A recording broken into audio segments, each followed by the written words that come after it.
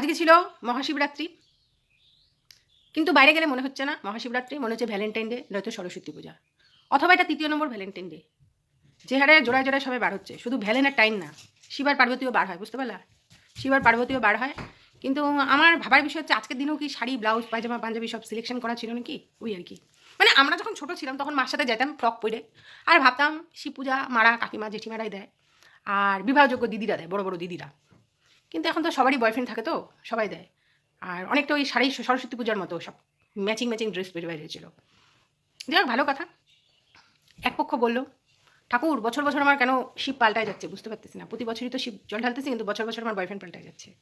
আর এক পক্ষ বলতেছে, ঠাকুর বেশ কয়েক বছর তো টানা জল ঢেলেই যাচ্ছি, এই বছরও সানাইটা বাজবো না, কবে বাজবে? সামনের বছর কি জোড়ায় জোড়ায় জল ঢালতে পারবো?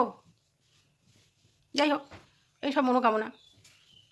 তা আমিও জল ঢাললাম, আমি আমার ছেলেকে নিয়ে ঢাললাম, বুঝতে পারলাম?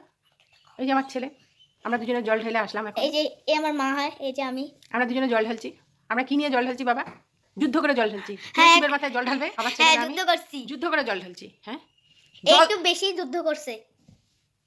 আমরা যুদ্ধ করে জল ঢাইলে এই যে পূজা পার্বণ কইরে আমরা খাওয়া দাওয়া করে এখন বিছানায় আসলাম। সাথে কি কি দেখলাম, মনোকামনাকে কি করলো শুনলাম, সেগুলো তোমাদের সাথে শেয়ার করলাম।